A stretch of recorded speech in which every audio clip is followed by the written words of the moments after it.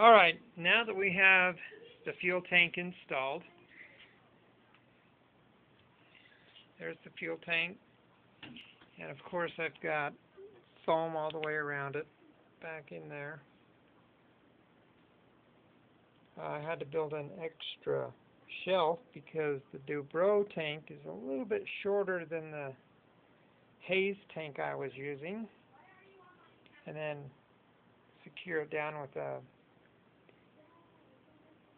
hook and loop strap, and then coming out of the firewall, let's turn the engine sideways if I can.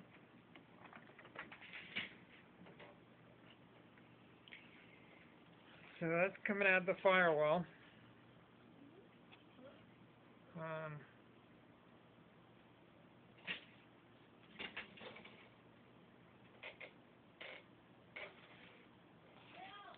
And then my vent right there. There. Let's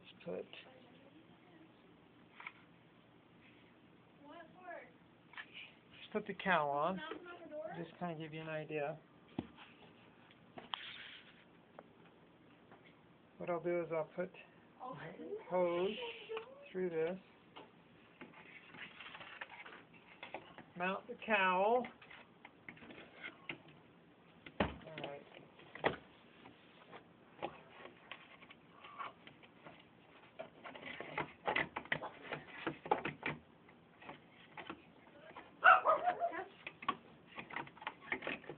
Okay, so there we have the cowl on. Gonna tip over here. Alright, so there's the cowl. When it's on, there's what you can see. Not much of the engine at all. Just enough to cool that Super Tiger off. That's why I did the baffle.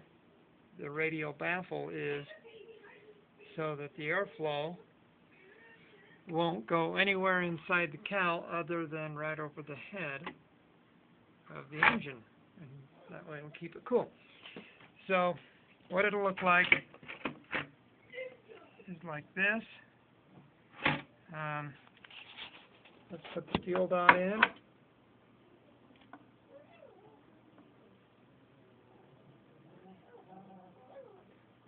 And since this is new hose, it's nice and tight.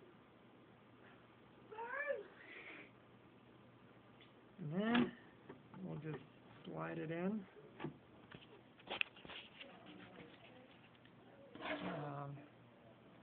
Just you can pull it out, refuel, unfuel. When you're done, light it, pop it in, and that's all there is to it.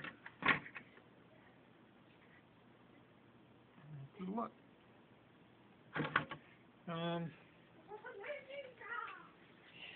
Here is the old receiver I was running. I've got the DX8 that I've still got to put in here. My airline, throttle servo, elevator servo, rudder servo, gear servo, gear plunger, and the air tank is back in there for the retractable gear. And that's the bottom of the wing. Top of the wing, I have all the hoses come out here. Flap, flap, aileron, aileron, air up, air down. So all I have left to do really is install. I had a bad landing, and I bent those hinges. As you can probably see, they're a little bit bent, but I straightened them out enough. Got a few more flights, but it took Robart about 4 months to send me new ones, and I finally got those so I can replace it with new hinges, which are these here, and they fold up and down and lock. So once I get those replaced, when I pull it out to replace them, that is when I will put an air restrictor line going in and coming out on each gear.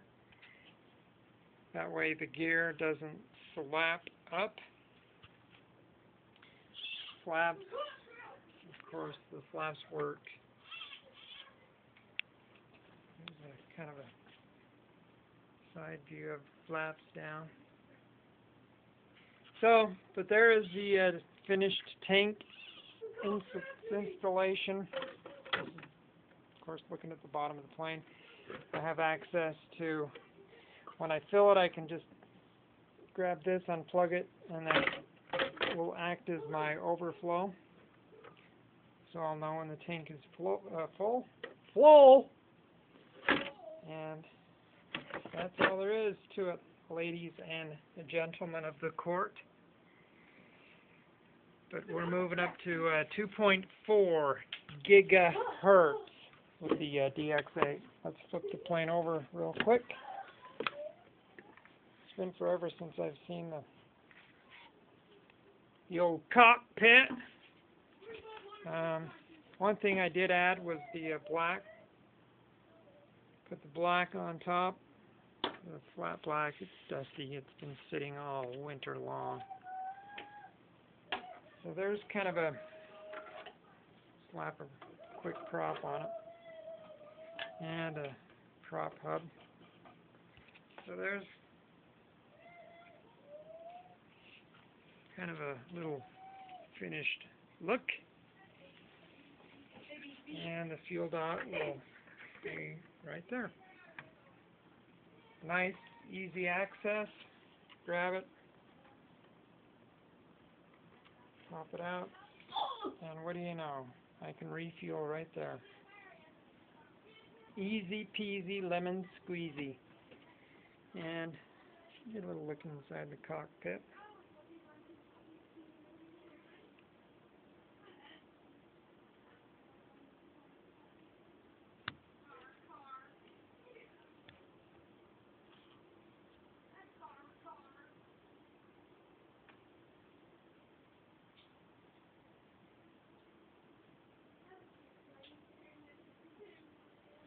Now this, I tracked down the tail number here, and I have it written down somewhere.